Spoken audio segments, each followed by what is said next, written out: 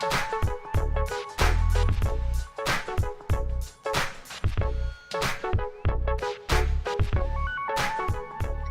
know what's insane? Hello, everybody, and welcome to Dodgers territory. For the first time ever, I noticed in our open that when they're going down the street with the camera, there's a police officer, there's a police car and a police officer parked in front of someone's house.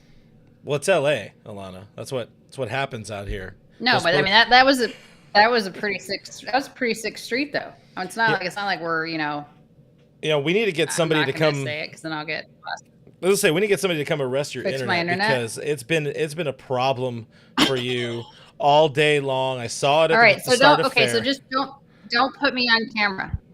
Don't put me on camera. Hi, everybody. I'm going to draw stick figures. Alanna Rizzo, Clint Pasillas, who has good internet. I do not. Welcome to Dodgers territory. We are super happy that you are here. Rate us 5 stars. Subscribe. Please. All of the things. By the way, put up this graphic so you can cover me, Clint. Yeah. The Dodgers territory shop is open. Everybody grab some gear. Just click the store button on YouTube. Support the show in style. We appreciate it very much. All right, let's get to it. Can't wait for the second half of the season to start tomorrow. Let's get to the big ticket. Let's do it. Alanna, the All-Star game happened. It was fun. The swing off, I think, absolutely nailed it. JT also called it all those years ago, with that being something 2020. Fun in 2020, all those years ago, way back in the day when Alanna Rizzo was still covering this team full time. I don't know. What did you like from the Derby? What did you like from the All-Star game? Everybody in the chat, you better have loved Clayton Kershaw being mic'd up. That was a lot of fun. I loved the ABS. There were a couple things I loved. Number one, kudos to Rob Manfred and Major League Baseball for bringing back the player jerseys, their respective team jerseys. I love them so much. I'm so glad that they did that. There's something about pride when you put on, listen, party like it's 1999. I might still be on dial-up. I don't know. I don't know what's happening here, but it is what it is. Let me tell you how awesome it is that you get to walk out there and see your favorite player wearing their team jersey. I love that so much. Another thing, love the swing off. I know it's an exhibition game. I know it's a meaningless game, but you don't want it to end in a tie. That's silly, right? So have something that determines the winner, determines a victor. And I loved it. ABS was great. And I know you have more opinions about the ABS today, Clint. Yeah. You want it now. I would love to have it now. I mean, I can go to my screen for a second and talk all about it if you want to jump off the link and jump back on. I loved a lot of the things about the Derby. About the game. I loved the swing off. I want to know if people in the chat would love to see that old school style home run derby returning to this, like where we had the 10 out format. I think that was fun. I think that was arguably better for the game. I know some people have a difference of opinion when it comes to the way the Derby. I know I keep going back and forth between the game and the Derby here, but I don't know. I like being able to actually watch the home runs. I'm sticking to the Derby now. Let the home runs, watch them travel far. This isn't an endurance thing. Let these kids actually, hit a baseball, take a few pitches, maybe something like that.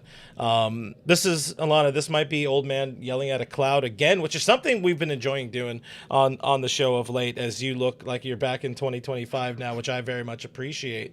But yeah, your thoughts on the Derby. Should it go back to the 10 outs format, where there's maybe it lasts a little bit longer? It's not hit for the TikTok crowd, but you actually get to watch the baseball travel a long way, which is the whole point of the home run derby and these big beefy dudes. I don't know. I mean, maybe if there's fewer contestants, I feel like it's already. I feel like it's dragged out as it is. Like I don't want all the pomp and circumstance. I see, but here's the thing: you're not asking the right person, because I can't stand all the build up to stuff. Like, I don't watch award shows. I don't watch like the Super Bowl, like 24 hours of coverage before. Just kick off. Like, just go. Like, I don't like all of the hoopla. I am like, all right, here's the contestants. Hit a bunch of home runs. My internet's going out again. Hit a bunch of home runs and let's just get to it. So no, I don't need to see it go over the fence. I don't. I mean, I don't. It's fine. I don't care. So you're part of the TikTok crowd. Let's just go. Everything's exciting. I'm not. By the way, I requested my stepdaughter on TikTok and she hasn't said yes. I'm feeling a little bit weird about that. She doesn't want me to see what she's doing. I don't know what that says about me, but I don't mean, know. That's neither here nor there. that's pretty funny. I don't know. Did I see your comment in here? Is Kershaw speak on Kershaw possibly retiring? I'll log back in. I don't know. There was something. We're not about... submitting the show for. Yeah, this is not going up for our best. Listen, this isn't me. This is all Alanna.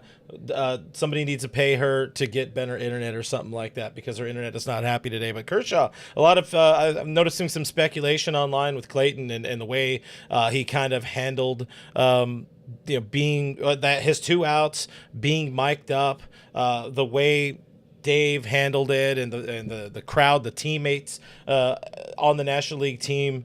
I don't know. There's that kind of conversation. Like, do people know? Have people heard internally that Clayton, this could be or will be his last year? Obviously, with him being a legend pick as well by Major League Baseball Commissioner Rob Manfred, there's some tea leaves that you could follow, where maybe Kersh is setting himself up to hang up the old Skechers spikes after this. Alanna, am I like others reading too much into this? Those closest to him.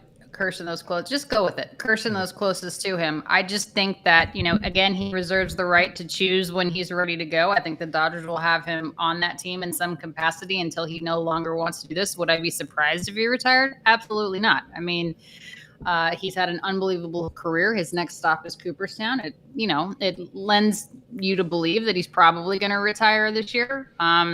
But I've not heard that, and I don't think anybody can speculate until they've heard it from Clayton specifically. Yeah, that's fair.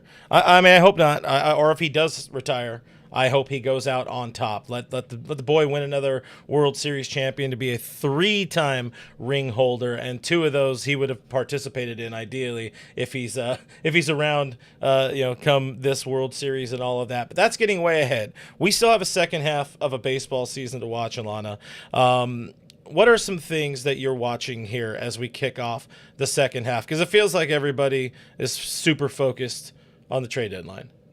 Yeah, I think that's all people care about right now is where is this person going? Who are they going to get? Who's going to be the subtraction? Who's going to be the addition to the team? I had a conversation today on Fair Territory with Ken Rosenthal that he had wrote in his notes column that perhaps the Dodgers are, looking for starting pitching. And bullpen arms. I apologize. Bullpen arms. And it's not, again, this is what Ken Rosenthal is hearing. And again, Andrew Friedman came into this season hoping that they didn't have to make decisions at the trade deadline, but you can't anticipate the amount of injuries that the Dodgers have had, not only in the starting staff, which has put a lot of pressure on the bullpen, but also in the bullpen too, with all the guys being down. So do they go after a bullpen arm? Probably. But let's say, Clint, that they're looking for a starter. If you had to wave the Clint Pasillas magic wand and you wanted a starter to join the Dodgers starting rotation, assuming that Blake Snell's coming back soon, who do you want that's potentially out there on a team that is not contending?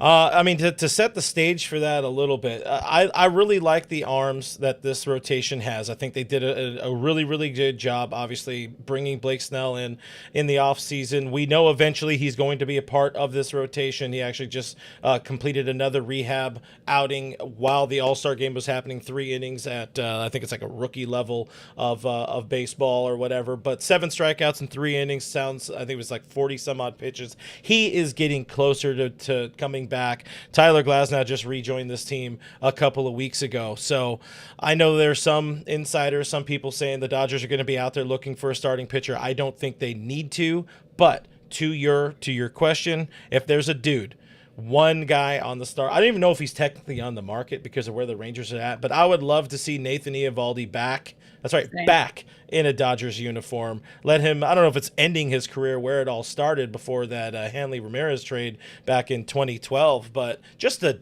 absolute dog, been there, done that kind of dude, has done it in the postseason, in the World Series, an immediate improvement in the rotation over Dustin May, Emmett Sheehan, Justin Wrobleski types. Give me Nate Eovaldi. If I had my say, that's where I'm going. What about you? Yeah, he single-handedly crushed the Dodgers in the World Series when he was with the Boston Red Sox coming out of the bullpen for them. I mean, he's just stupid. He's just stupid good, and I desperately wanted him to come here before he went to the Texas Rangers. I think for me, if it's not Nathan Eovaldi, because I can't pick the same guy that you do, I'm going Sandy Alcantara. I know people are like, well, He's not the same as he was, but I think he's on his way back to where he was. And on Miami, you have to be the dude, right? On Miami, you've got to be the ace. On the Dodgers, you don't. And I'm thinking Sandy Alcantara is on the upswing, and I would take him right now because I'm obviously Miami's selling.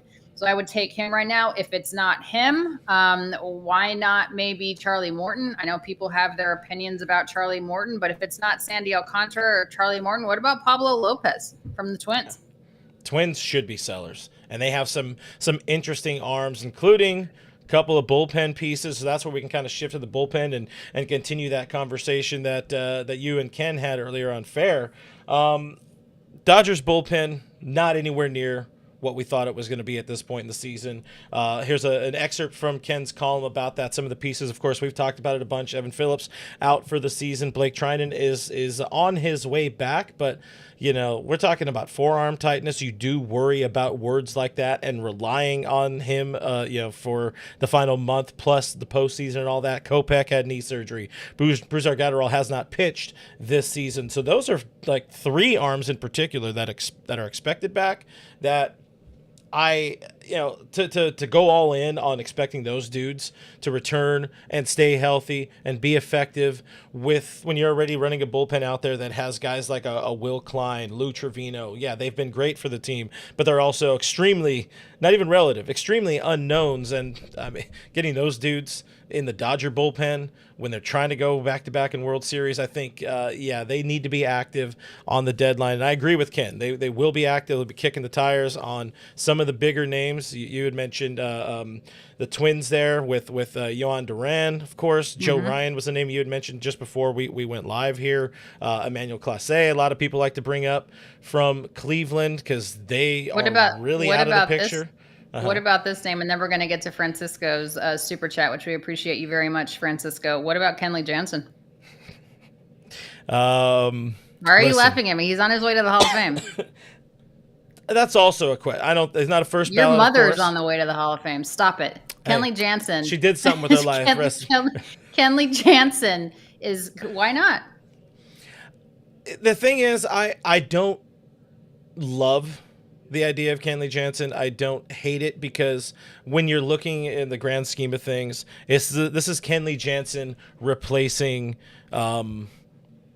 Will Klein. This is Kenley Jansen replacing Lou Trevino types, So it's not. I don't want Kenley Jansen if he's coming back to close. That's just a fact. First of all, are you serious right now that you think Kenley? You're putting Will Klein and Noah Davis on like the Kenley Jansen? Noah Davis was already sent to the moon, also known as. I know, but my point is, you're put that. That's the level that you're putting Kenley at now. The Will Kleins of the world. Are you insane? He's 38. The velo that he somehow found in Boston isn't there. He wasn't great over his final few seasons in Dodger blue. He has often hamstrung Dave Roberts in needing to be the closer, where there were a number of times in the postseason he did not help. Another time in the regular season that he did not help the team win a ball game, and they kept going to him, much like we're seeing right now with Tanner Scott. I think Dave Roberts, and this is a conversation we had on my All Dodger show a couple days ago, I think Dave Roberts is a much better manager when he doesn't have a closer. He's a much better manager of the bullpen, and to have Kenley, and if he comes in being like, I'm trying to get the 500 saves, put me in that closer spot, it can't happen here. Now, if he's picking up innings at any point in time, that's fine. I think there are better moves out there, but I think with this team and the expectations, if they go and pick up Kenley Jansen, and who's to say Artie Moreno, the idiot, wants to even trade with the Dodgers. But if they're going out and picking up somebody, it's got to be a top talent. It's like a top-end talent to put alongside Tanner Scott and pick up, that's somebody that can pick up some saves. So maybe Felix Bautista? Okay. Baltimore? Sure. All right, sure. What about moving Dustin May to the bullpen? All day. Every day of my life, put Dustin May in the bullpen. I'm of the internal options, that is one of my favorites. Putting him there, I would love to see the Dodgers try Bobby Miller in the bullpen at AAA first, because AAA, right? Yeah, he doesn't have a future as a starter. They don't necessarily need a starter. If the Dodgers were desperate enough for a starter, they would have tried Bobby Miller at some point. Might as well see if he has some sort of he can offer up something to this team. Emmett Sheehan should be in the rotation right now, but he's likely somebody who's going to be in the bullpen. A couple of rookies that could come back, River Ryan, Kyle Hurt, maybe could be factors for this team, but more likely not, just because they're coming back from Tommy John. They kind of need to be rushed. Dustin May in the bullpen and one more arm via trade, and I think they're in a really, really good spot. And then it's everybody, pray to Jobu, pray to everybody, cross your fingers, light some sage in the hopes that Blake Trinan's forearm can stay together and intact for another postseason run, because that's kind of where this team is going to end up being at. You're making fun of my internet. I think one of your lights just went out, but that's fine. Did you pull up the super chat with Francisco Diaz? I did Diaz? not. Let me get that. Let me get that for you. There we go. Francisco, what's going on? Francisco, what's up, buddy? We appreciate you. All reports indicate Muncy will return, but there's a new report that states Doc believes his bone bruise will linger into next season. So should they think about for trading for a potential bench bat? No. I mean, not right now. I think you look at that as maybe more of a long – I mean, how can we know how long a bone – I mean, look at Will Smith. I think I said 17 times in that sentence.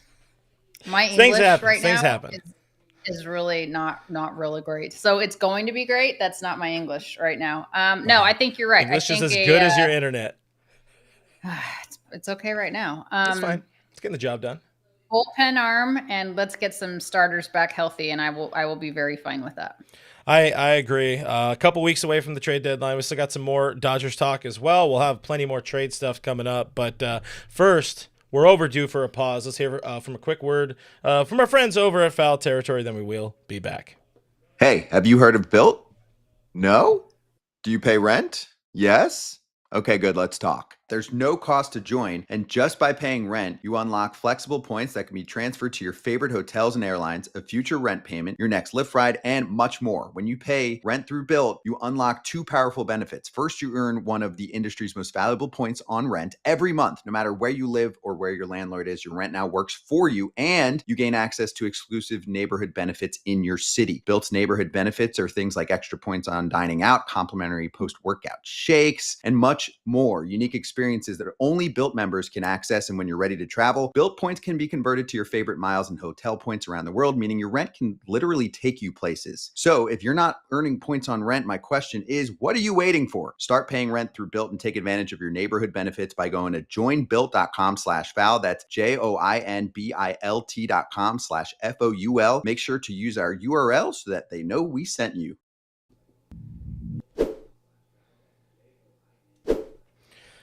Alanna, in more things that we are watching here as the second half kicks off, obviously, we're watching to see which pitchers can come back and be healthy, what the bullpen looks like. But I'm also very curious about the guy I would like to spotlight here in our DraftKings player spotlight. That is William Dills Smith, the all-star. Before we dive into that, talk about Will. Just it's really cool to see a friend of the show. I think he was technically the first guest we had here on Dodgers territory just after he inked that big-time 10-year contract with the team.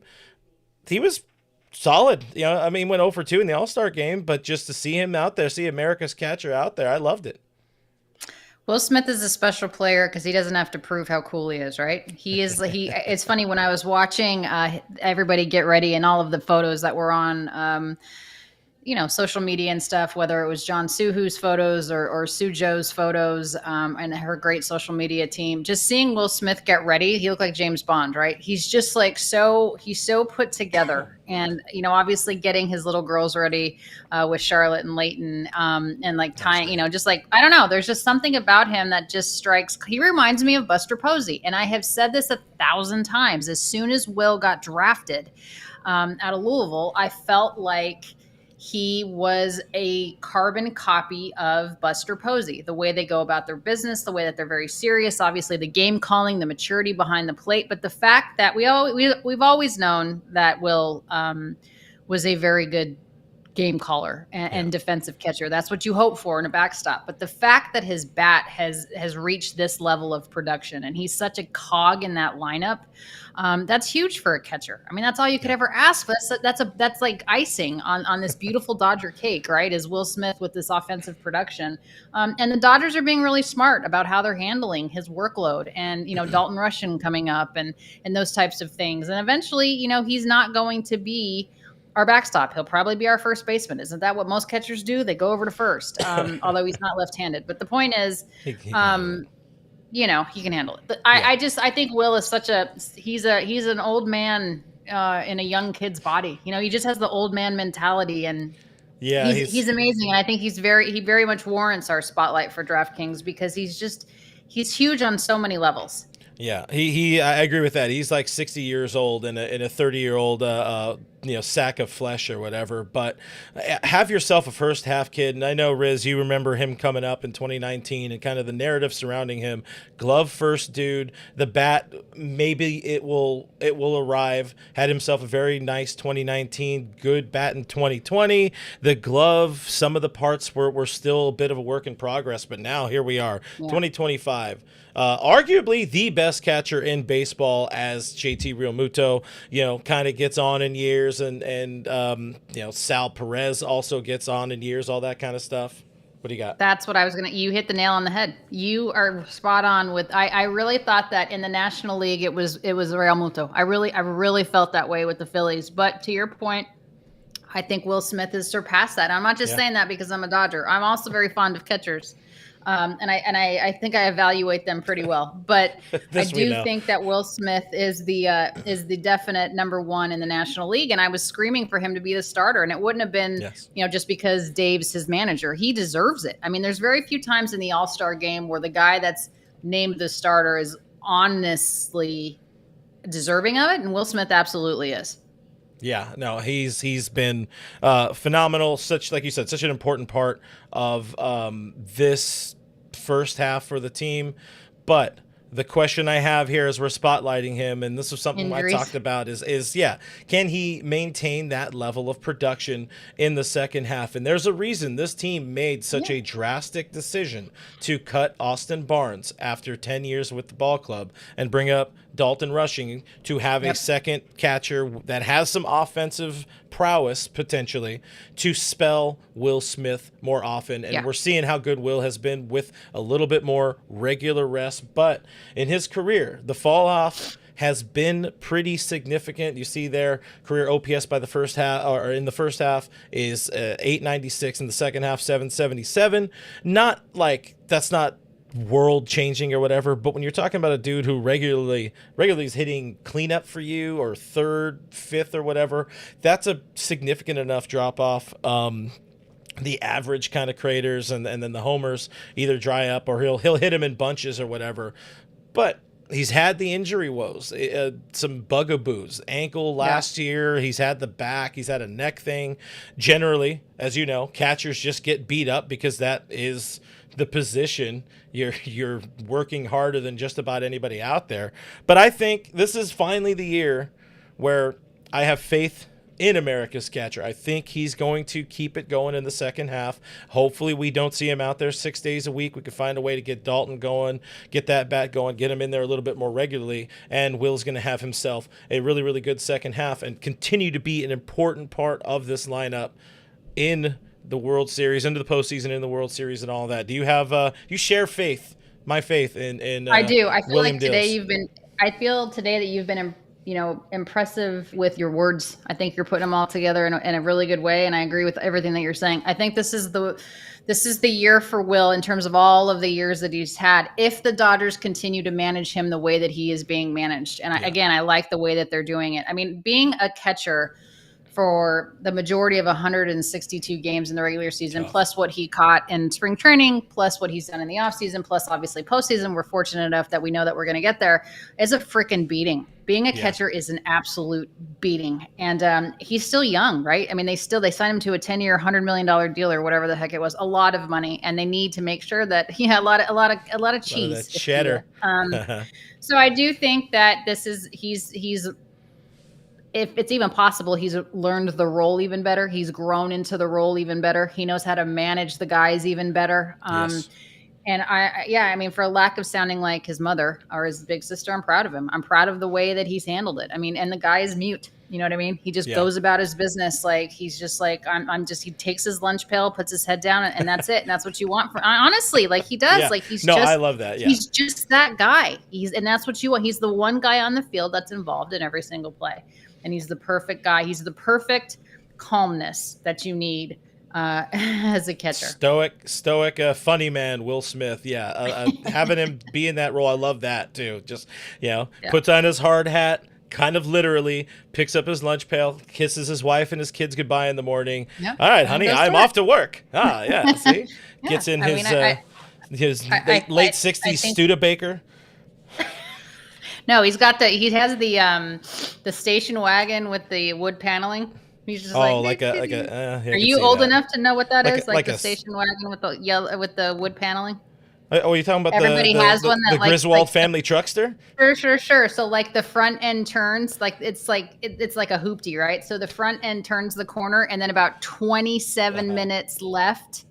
The back half comes around, because that's how big this frickin'. Now imagine in today's gas prices, forget about it. But we digress. Okay, so that's our spotlight. Thank you to DraftKings for presenting this segment on Dodgers territory. We appreciate you guys very much. By the way, Pick 6 from DraftKings is the most fun way to play fantasy sports. Download the DraftKings Pick 6 app right now and use code FOUL. That's code FOUL, foul, for new customers to get a special sign-up offer, better payouts, bigger wins, only with Pick 6 from DraftKings. Gambling problem? Call 1-800-GAMBLER. Help is available for problem gambling. Call 888-789-7777 or visit ccpg.org in Connecticut. Must be 18 and over. Age and eligibility restrictions vary by jurisdiction. Pick 6 not available everywhere, including New York and Ontario. Void where prohibited. For additional terms and responsible gaming resources, see pick6.draftkings.com/promos.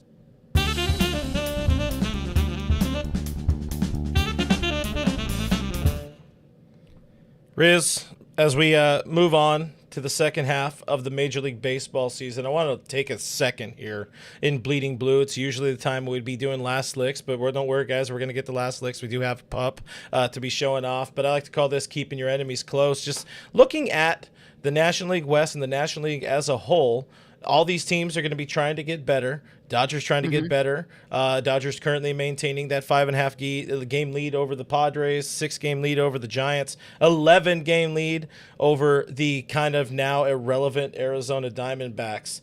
But they're irrelevant. Yeah, but looking at these teams here, it's the top 8 in the National League, top 8 records in the NL, and is there any particular team in here that gives you the frights? Maybe not the Padres the way we had them last year, but who scares you, who worries you the most when it comes to the top 3 behind us, right? So, the Cubs worry me. I think the Cubs have arguably had a very, very complete team this year. I think Seiya Suzuki and Michael Busch were robbed, although I think Busch ended up going, but whatever. The Cubs worry me. Milwaukee always worries me because I feel like Milwaukee is the Tampa Bay of the National League, right? Like Milwaukee doesn't have a massive payroll. I do like their owner. I think Milwaukee has a very good owner in Mark Antanasio. But I just feel like they're always in it and they always find a way, and they're just kind of talk about bring your lunch pail to work type of folk. Like the Brewers, like the Cerveceros, right? I just feel like it's a blue collar, like hard nosed community. And the Phillies have always worried me. Yeah. I like the Phillies. If I wasn't a Dodger fan, I'd probably be a Phillies fan. But those teams, they make me nervous. It all depends. I don't think Phillies bullpen is that great. But I don't think ours is that great right now either. Yeah, Steven, I'm with you. The Phillies worry me too. That's my team, by the way. Anything can happen, in that short, 5-game series. Like that's what worries me. The problem with baseball, I think, is that, in football, you have 18 games, 17 games, 17 weeks. And it's like, you play once a week, and it's easier, I think, to separate the good teams from the crappy teams. Baseball, you can have a garbage team, but maybe not the Rockies, but anybody can get hot at the right time. Yes. And then you're screwed, right? So the 5-game series scare me a little bit, but yes, to answer your question, I think the standings are pretty fair for where teams are sitting right now in terms of the quality of the opponent. Yeah, no, that's very fair. These are the teams, maybe outside of St. Louis, these are kind of the teams you would expect to be in the hunt, in the race. The Phillies Phillies scare me the most. I think they just have some big time bats there that love to do damage against Dodgers pitching. Giants, we know, very good ball club. Padres always get it up playing against the Dodgers. The Mets have something to prove against the Dodgers as well. Cubbies, I mean, we saw the Brewers, take it to the Dodgers just a week or so ago, and of course they're coming to LA very soon. They swept them. Yeah. Here's what's interesting. I think it'll be interesting. This next, it's probably more of a indication of how good the Red Sox are actually right now, because the Red Sox will play the Cubs, the Phillies, and the Dodgers. So we'll really see if the Red Sox are for real. But the Cubs and the Phillies, they have some, interesting schedules as well. The Red Sox, I think, have the hardest remaining schedule moving forward. But the Phillies are always good. And that team, I mean, that lineup is very, very dangerous. Again, though, their bullpen is crap, and their closer's not eligible for the postseason. So there's that. Oh, yeah. I forgot about that. Yeah. Yeah. All right. Well, sorry about it. That doesn't mean Dombrowski can't go get somebody, though. Although everybody that's contending is looking for relief help, and it's not. Maybe they go get Felix Bautista. Yeah, that's going to be another big part of the conversation. We'll probably talk about that more next week. Again, we can sit here and say, "Oh, I want this player. I think they can go get this player." But all of these teams, again, I'll put that graphic up yet again. All of those teams are also going to be in the mix on all of the favorite players that you would like to see come put on a Dodger uniform. So it's going to be that much more difficult to acquire these players, these pitchers, these relievers, these top end closers. But doesn't it make it more fun? Don't you? I appreciate this way more than I appreciate the American League. That I think there's a much easier path. Of course, the Dodgers are going to win the division. Of course, the Dodgers are going to the postseason. But I do like it makes baseball exciting. I start scoreboard watching March 31st. Okay, so when everyone's jockeying for position, I love it. I just think it's great for baseball. The more parity there is in the league, the better it is for the fan base, the better it is for the sport. I agree. But fun stuff. We're a couple weeks away from things really – actually, we're probably like a week away from things really, really starting to heat up. We've already seen a couple of low-level trades kick off the trade deadline, but that's not the good stuff. Give us the blockbusters. We want the meat and the potatoes. We don't want the appetizers. Do you think there's going to be blockbusters? I don't know. I mean, it also depends on how we. I think there's going to be complementary pieces. I don't see anything massive happening at the trade deadline. I don't know. Maybe I'm wrong. Not with us. I don't think we're going to get I remember flying and it was oh my God, we got Yu Darvish. Oh my God, we got. This was back obviously 2017 I think it was when we thought that was a good thing. But it's I don't know. I don't see that happening for the Dodgers. But at this time of year is a blast. Yes, it is. We got a little bit more show to come, but first, let's do some last licks. We got a front end for that. Got to talk pups, Alanna. All right, guys, I love talking pups. This is Lolita. Lolita is a 4-month-old pitty mix. Look at her, how sweet she is. She's twisting her head to say, hello, please, I would like a home. She is looking for a long-term adopter, a forever home. She's so sweet, you guys. She's very snuggly. She's smart. She's learning all her basic commands. She is potty trained. She is leash trained for the most part. She's a puppy, so you got to give her a little bit of grace. She's completely up to date on her puppy shots. And when she is old enough, she's not old enough yet, but when she's old enough, she will be spayed at our cost. So no cost to the adopter. It's all part of your adoption fee. We've taken care of everything. She is being fostered in Palmdale, California, and she is a sweetheart. She was dumped, found walking around just abandoned in the street, and now she's okay. So if you're interested in adopting Lolita, please let us know. Lovely Lolita? So we're going with? Lovely Lolita. Something yes, like that. Lovely Lolita. What's coming up on your show, buddy? I think tonight I got to talk to the gentleman about it, but we should be live and we should be talking more trade deadline stuff, actually doing an official all Dodgers blessed trade deadline primer. Exactly. Thank you. The Father, the Son, and the Holy Andrew Friedman. So do tube in. Just the best way to know when we're going live is subscribe, hitting that notification bell. That does go a whole long way in helping us out and knowing when we're live here as well. Please subscribe. Yeah, your mother would appreciate it. My mother would appreciate it. What is your baseball thought for the road? We had a couple of different things we wanted to discuss. We kind of discussed Kersh being mic'd up, which I thought was flipping amazing. Yeah. I was like, holy cow, what a change, right? From Kersh I've known Kersh for 20 years, but when he first became a Dodger and started becoming the ace to now, he's like, sure, heater. Oh, you want a sinker? Well, Yeah, that's going to be a curveball. I mean, what a blast. Right? I loved him getting a little upset at Smoltz for calling his cutter, the slider, calling it properly a cutter, because that's kind of what it is. But he doesn't like that, though. He says he doesn't throw a cutter. He does not like it, of course. As I say, we do have a super chat as well to walk us out on Some Kind of Wonderful with $4.99 for you, Riz. Somebody said that when you left, asking, or saying that Kirsten Watson, of course, who does a great job covering the team these days, she has come into her own. Wasn't sure about her at first, but asking if you have a relationship with her, and more so, the most important part is that they miss you. Some Kind of Wonderful. I appreciate that, guys. I miss you guys too. Yes, I miss you guys very much. I miss LA. I miss you guys so much. You guys are embedded in my heart and my soul. That city is always incredibly special to me. I'm proud of her. She really has. She's grown a lot. She's really improved. I've sent her a variety of texts, like that was a really good sideline hit. That's a good report. When she first started, I don't know how much she knew about baseball. I didn't know what her education level was on the sport. And that's a very difficult position to be in when you're just kind of thrust into something. She didn't have much of a baseball background. It's like me, like going and covering volleyball, or I don't have a ton of education on that, but she really has. She studied her butt off the first couple of years. So give her grace, give her all your support, welcome her as you guys welcomed me.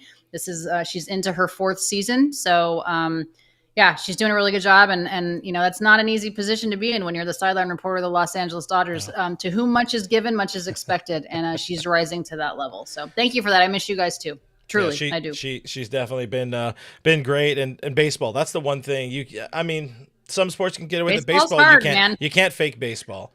You can't, and people will see right through you. It's a sport in which you will get exposed very, very quickly. So she's done a nice job. So I'm proud of her. Not that she needs me to be proud, but I am proud of her. So we've exposed today a longer show. We've exposed your internet, so we're going to get that squared away for Monday. Where it's been fine the last 10-15 minutes. By the way, Stephen Nelson is joining us on Monday, so hopefully my internet is not crappy. So there you have it. That. Don't forget, you guys, the Dodger Territory Shop is open.